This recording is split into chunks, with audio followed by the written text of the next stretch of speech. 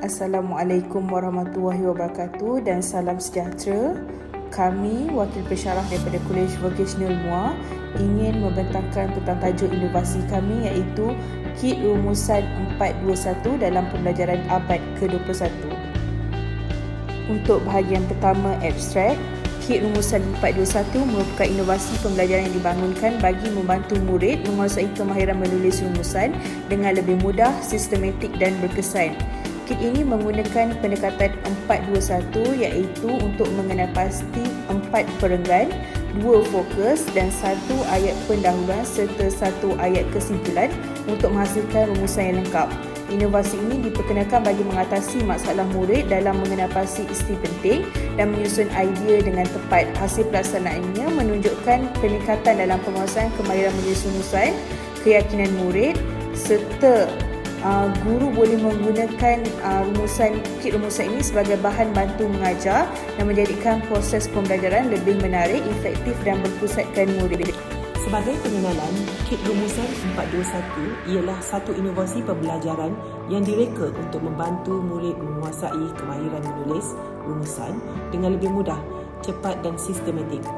Inovasi ini menggunakan teknik 421 untuk membimbing murid mengenal pasti 4 isi utama, 2 isi sokongan dan 1 kesimpulan bagi menghasilkan rumusan yang lengkap. Kit ini juga digunakan untuk mengatasi masalah murid yang sering menghadapi kesukaran untuk menyusun, memilih idea yang teratur, sekaligus dapat meningkatkan keberkesanan pengajaran dan pembelajaran dalam bahasa Melayu. Terdapat 3 tonggak objektif utama, iaitu pertama, meningkatkan ketajaman murid mengekstrak isi penting terus dan pada petikan yang tepat. Kedua, memastikan penulisan rumusan dibina mengikut acuan format standard secara automatik. Dan terakhir, dapat membina keyakinan diri dan memaksimumkan markah pencapaian penulisan bahasa Melayu. Berikut merupakan carta alih penggunaan Kit Rumusan 421.